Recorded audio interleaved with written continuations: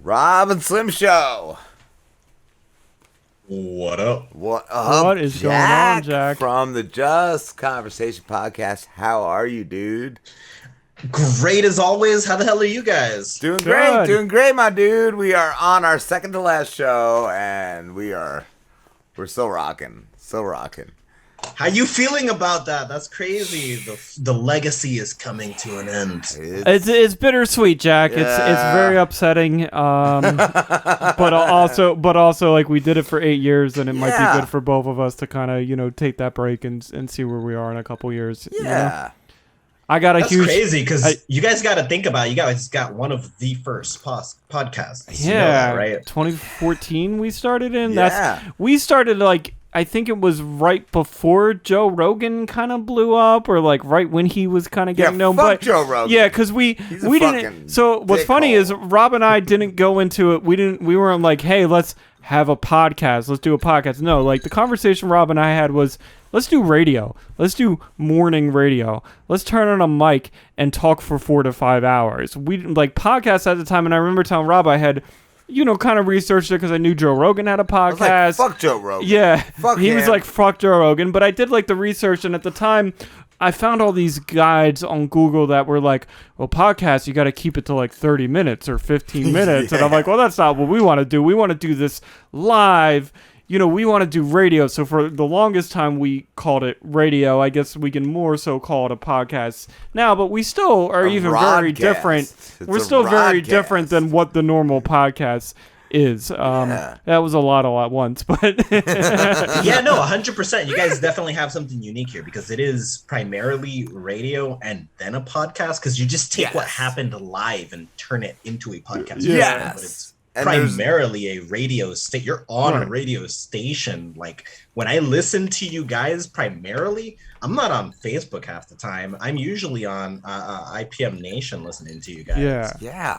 So And it's that- like definitely radio first, and at least for me, it's radio first and then podcast second. Yeah. Although I know you guys through the podcast angle, but Yeah, because that's all. Like, Ultimately. if you do it on the internet, I guess it's just a podcast at this point, right? But there is something. There's something of watching it live where it's like you're seeing it Yeah. happen. Like anything can happen. and 100%, the live aspect changes everything. Rob always kind of points out too, where like I do the lazy edit, where But I love it. all I cut out is like the breaks. Yeah. But that's like, to me, that we did it live, so whatever we talked about is what we talked about. Whoever Yeah. we said but I've read like people that do podcasts, they'll listen to that full hour and they'll cut out every little thing that they said that they didn't like. They'll cut out all those ums and uhs, and then it just doesn't feel natural anymore, right? Like, what is that? Like, it's too overly edited, and we always shot for that more natural No, thing. I totally. We actually had that same problem for a while, where we didn't know what level of cleanliness we wanted. And so we had a period of time where all the audio would be crispy clean, but then it didn't sound natural. It didn't sound natural. There wasn't any of the breathing you do before you say a word. There wasn't, and although it sounds clean, and nobody ever thinks about that, knowing that it's missing is weird. Yeah, the breath that brought the emphasis is just as important as the thing that was said. Like totally. 100%. Every part of dialogue, every part of language that comes naturally and happens naturally is there for a reason. And it's part of natural communication. So to get rid of that kind of kills some of the reality. That's why we stopped editing so hard and we just threw caution to the wind. Because at the beginning we used to edit. We didn't edit at all. There was no editing. Then we discovered the magic of editing. We were like, oh, wow. But then we went too deep. And we're like, Yeah. fuck this. Right. Let's get somebody who understands the balance. And then we did that instead. And that's been rolling ever since. So now it sounds right. There are the ums and there's the confusion and there is us tripping over ourselves talking because that's natural. Yeah, I remember when I worked in radio years ago with this guy that was a seasoned veteran. He said, if you got to burp, fucking burp. Like it'll be there, but it's what you did. It's there. Before 100%. Now it's something like that. Okay. Here's where I stand on that. When it comes to a burp, I don't think I can live if that's not taken out. That would kill my I soul. don't care. Because you got to understand the nature of the show too, right? Like, we have this really complicated narrative that goes on, and we could definitely 100% detract from it if we just like dropped the burp in the middle of it and kept going, and then people would be like, okay, focusing on that instead of the complete total nonsense we're talking about. So here's an interesting thing I want to tell you, and I'm not sure if Rob knows this, but we're Whoa. using what's called condenser mics right now. And so the thing with a I know condenser that. mic is that it picks up a lot of the background noise, right? And I had Yes. the option in the beginning to get the dynamic mics where they would just pick up our voices. Rob always had a condenser mic. I think I did a dynamic mic for a little bit, and then I switched to the condenser mic. And the reason is because of what just happened now is Rob picked up his glass and we all heard the ice, and I love that because that Oh. just gives this kind of like more full sound of like these guys are just hanging out and you hear everything that's going on, I almost just love like you're that I can lean back and in still the room talk. with us.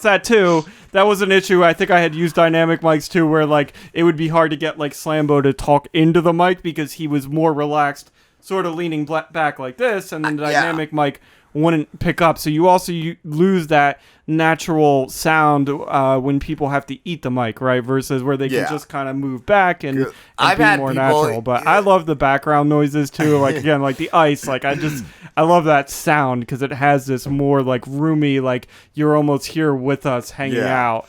I've had people ask me like, how do you do that? How do you lean back and it's still just as loud? Like, and it's all the microphone. Yeah.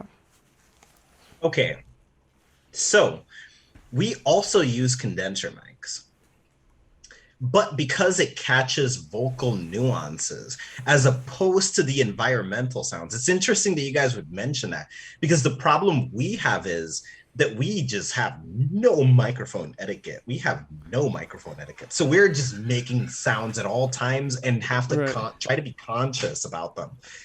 To avoid because we're trying to portray, we have like a fictional universe that's happening. Right. Yeah. There's characters in this world. We're supposed to be immaculate about everything we do. And then we are highly unprofessional in that room. Everybody's loud, talking. We're doing bullshit in the background at all times. So we're trying to sort of compress that and get rid of all the background. Luckily, thank the Lord for powerful editors that can keep our voices natural, but eliminate all of the dumb shit we do in the background. 'Cause Right. You hear people eating, you hear Oh, us knocking yeah. shit Yeah, down. and so the coughs. I still try to lean back and compress all that, but it still comes out there. Like, I just love, Jack. I have to say, on one of your latest episodes, you did your awesome new radio voice, and that is what I'm obsessed with right now.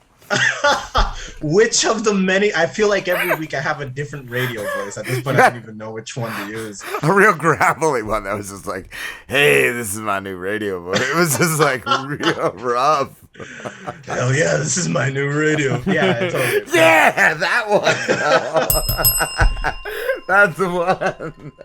Can you imagine doing an entire show using nothing but that? And I've tried many different super astoundingly, like I have the silky voice where I just talk completely beautifully. And if I could sustain this through an entire episode, I'm sure everybody would tune out entirely because they are falling asleep. It is so close to ASMR.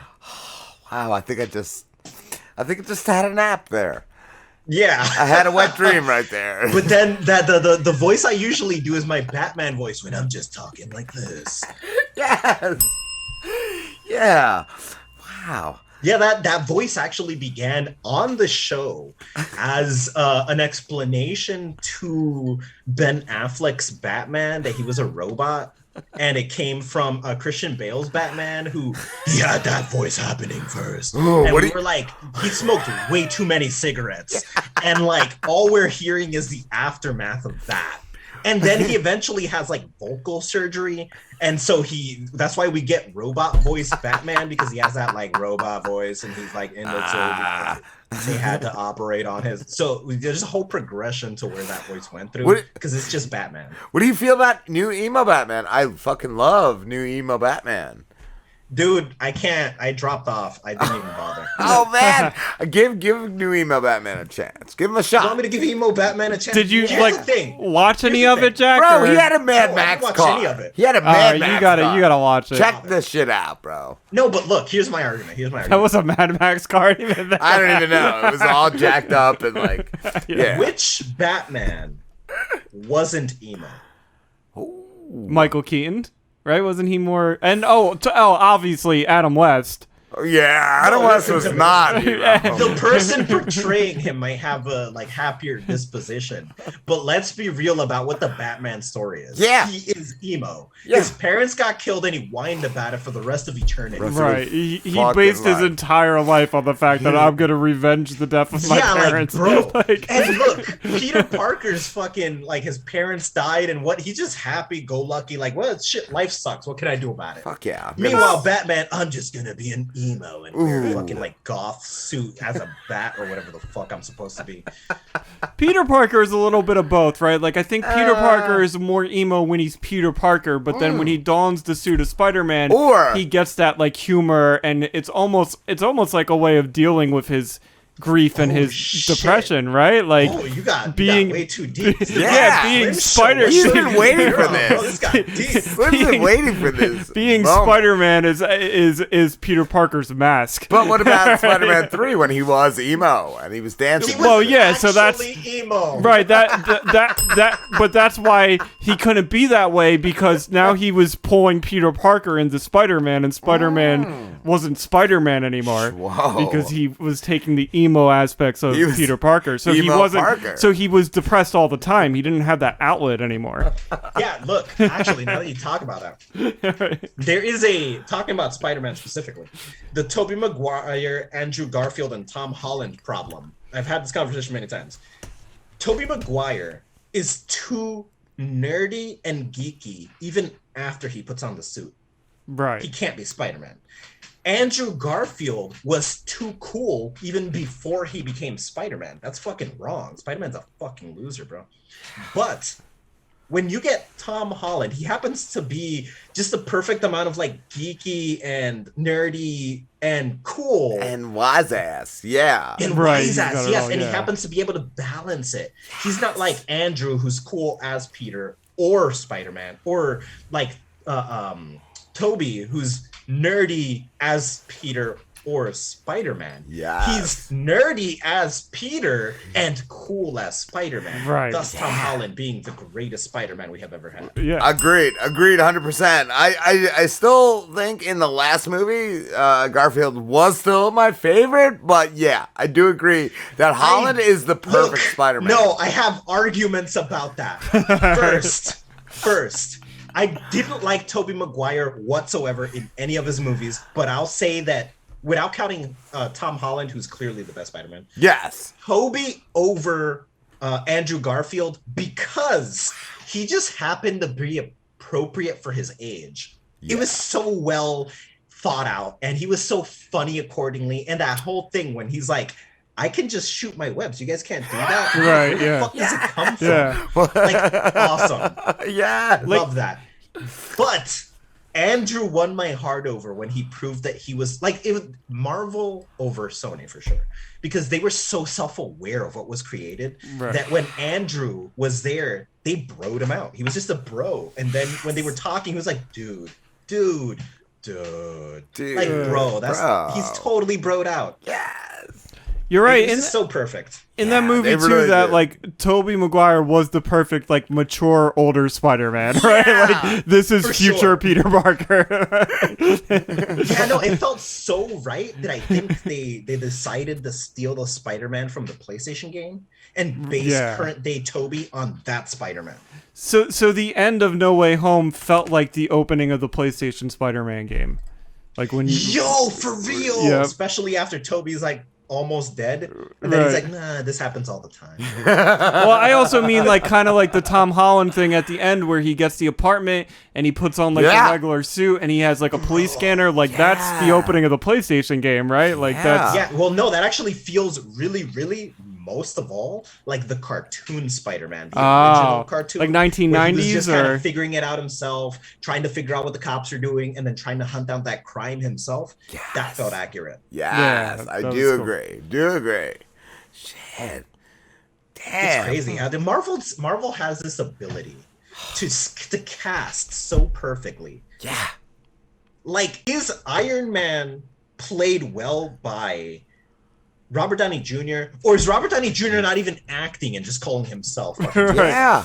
Even just as far as I've always laughed at some of the other movies like Doctor Strange, but I was gonna after bring that up. seeing Doctor Strange, the first one was my son last summer. I'm like, wow, this is it's so weird but so amazing. It's so good. and just what a great choice for Doctor Strange 2 Cumberbatch, because like I've been watching the Multiverse of Madness trailer like over and over again because I'm so hyped for it with it being a Sam Raimi vehicle and everything. But just I was thinking this morning when I was watching it for the 10th time that like Cumberbatch is just like he was Sherlock Holmes, a British like Sherlock Holmes, and he was great, and it was just so awesome that they chose him. And I was even thinking, like, watching this trailer and watching Cumberbatch as Doctor Strange, you can almost see the maturity in the actor as well, because I was thinking back to some of that earlier Cumberbatch acting, and I'm like, wow, he looks just so comfortable as Doctor Strange and so confident, and he fits the role so well. I just think it's great just by introducing him into the Spider-Man movie that my older son, who last year didn't want anything to do with the Doctor Strange movie, now he wants to see. He wants to see Doctor He Strange, wants to yeah. see the multiverse. Man, okay. Tell me this shit that fucking Marvel has invented, right? This infinite series of crossovers that work in an infinite number of combinations. This shit is perfect, bro, because you get every superhero, even obscure garbage that's background noise, sucked in. People get sucked into all of it. Yeah. How the hell did fucking, what is her name? Wanda.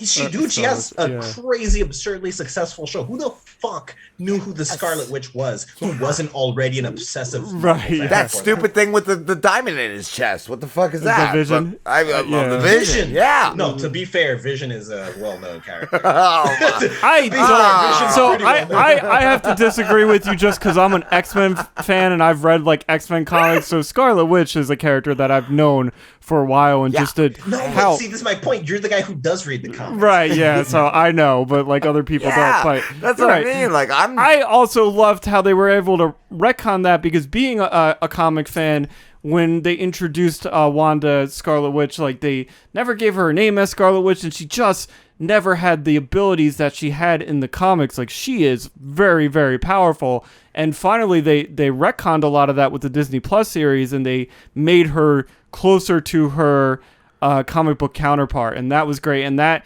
scene where they called her the Scarlet Witch, like I had tingles throughout my whole body. I'm like, it took like 6 years for them to do that, but that was still great. Absolutely nerd question, since you seem to be tuned in. Right, yeah. The question is, for the Spider-Man No Way Home movie, was it the No Way Home? Yeah, when he went on vacation, whatever, the one with Mysterio.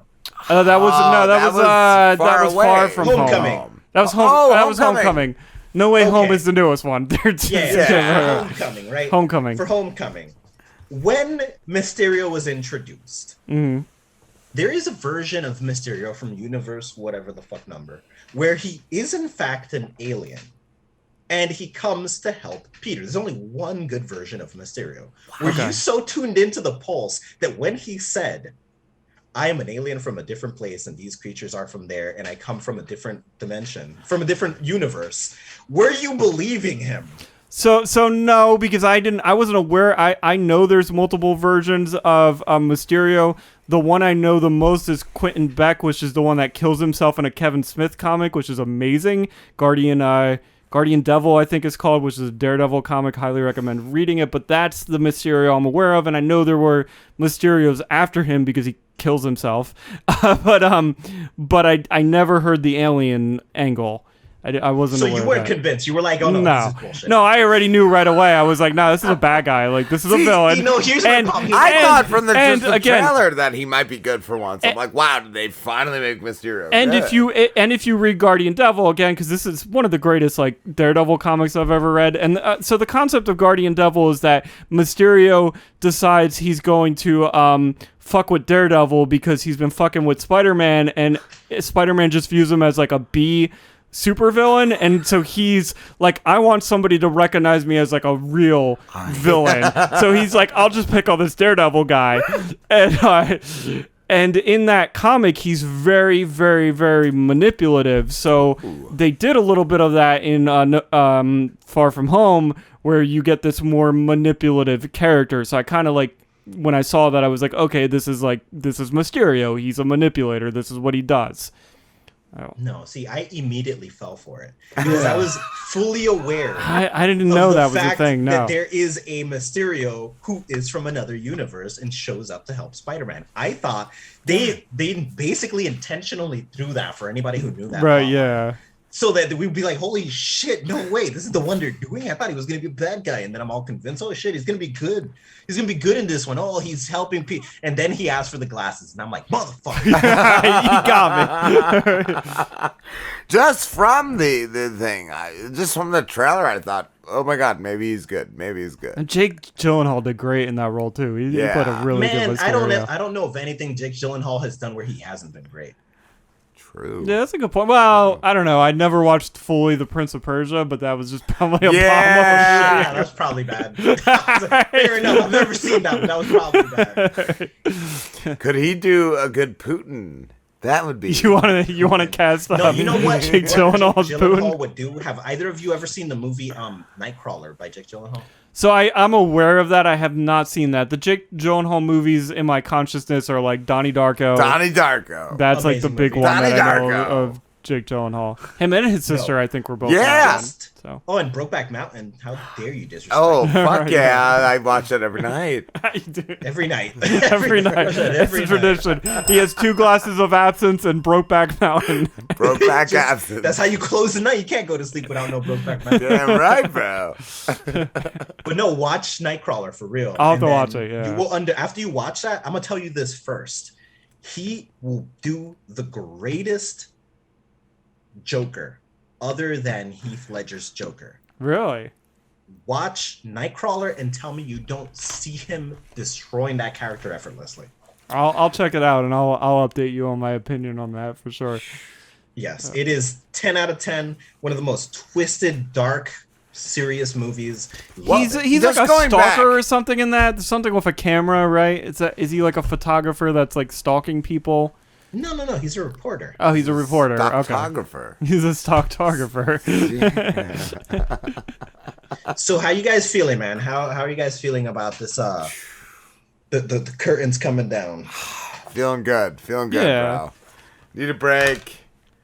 Need to get away from this guy for a minute. Yeah. And do my own Jake Gyllenhaal. But what's the plan? Like you guys can't. Rob's just already got stop. another co-host lined up and everything. Right? I just want civilian life. I want civilian life. And just to But be like we're gonna talk and figure something out and start something new at some point, right? yeah, Robin Slim. 2. Slimmer? It's gonna be Robin. Slimmer. Well, we were thinking of doing a prequel podcast. We want to be the Ooh. first prequel podcast, so we're gonna come back as Robin Slim, the prequel. No Way Home. No Way Home. Yeah. And it's gonna be our origins of before we did the Robin Slim show. So I guess you'd have to change the name. It wouldn't be Robin Slim. It'd No, it Rob would be. It would Slim be. It would be or, like, Robin Slim, the prequel. the prequel. That's his name. Right, Robin yeah. Slim 2, the prequel. Rob-back Mountain. Brokeback Mountain. It's like when there's like a series of like movies that are chronologically numbered, but like the story doesn't follow the chronology. It'll be like 1, 2, but 3 is set in the past, 4 is back in the future, and 5 happened before like 2 or some shit. Yeah. Yeah. Alright. Or we could do Man, where it is crazy. we could do where like this is our last season, but it's not our last season. Wink. Ooh, April Fools. We're gonna come back April Yeah. 1st next year. I mean, look, right? That's how you do it. You guys got fans, you guys got dedicated listeners, you got a strong fan base, and you're like, we're leaving. But it was always the plan to come back. And because you come back stronger and more. Oh my God, Robin Slim are back, and the audience doubles overnight. Yeah, and that's what I'm excited. They saying. share. Robin Slim came back. Oh my God! But you guys knew that was going to happen. That was part of the plan. You just can't tell people like me because I might tell somebody. Exactly. You got to keep it in house. Wink. No, but in all seriousness, before we let you go, it's we did it for 8 years, and I think it is it's time to end it. And I have a lot of stuff going on in my life. I know. Yeah, fuck this guy. Yeah. Fuck this guy, Jack. He's trying to do some other shit. Trying to do some other stuff. I have a couple other podcasts I'm starting. No, I'm kidding. Actually, I started some new shows. I started a couple new shows I got to focus on. No, but Robin said it before. Like, it's we're ending it all on our own terms, right? Yeah. It's not. We're not being forced to end it. We've made this decision to end it now, and we feel like we've done a lot, right? We've gotten a lot out of this, and we feel successful, and it's good to end it now. I mean, you guys got a particularly well-doing podcast as compared to other shows. Your podcast has high ratings. Your podcast is ranks in the top 1% of all shows. Yeah. It's like you guys. You did the work. The work showed itself. Yeah. So you close the curtain. You call it quits. What is the next step? You take a break for a while, 2-3 years, a couple of months, who knows? What's next? We don't want to think about it right now, right? Like, I think right now it's what's next is a break, and I think Rob and I built a creative relationship, and I don't want to make any promises. I know Rob's not going to want to make any promises to tell people we're definitely going to do this thing next or that thing next, but there's a possibility we might, do something else moving in the future, because we've been doing this for 8 years and we've built this creative relationship, but nothing is definite to right now. Both of you promised to start a show with me. I get it. Nope. Jack and Robin Slim. Jack and Robin Slim. Jack Robin Slim. We'll call it. Yeah. It's Jack and the Robin Slim crew. The RSJ show. Let's do it. Yeah. Let's fucking damn. That sounds good. Oh, yeah. Jack, we gotta wrap it up, bro. But we're gonna be able to find you and your fucking awesome show and your awesome radio voice. Well, my awesome radio voice. So you guys can find everything pretty much anywhere you get your podcast. You can find the show on the official website, greatthoughts.info, Apple Podcasts, Spotify, Google Podcasts for anybody who uses that. You can just search our name on Google and find a bunch of crap. Our Instagram at Just Convo Pod, Twitter at Just Convo Pod, Facebook at Just Convo Pod, TikTok at Just Convo Pod. We own Just Convo Pod. Just type in Just Convo Pod, you'll find us. Nice. That's what I say. Just Google. Just Google that. The power of Google is immense. Don't waste it. Don't un-Google yourself. Yes.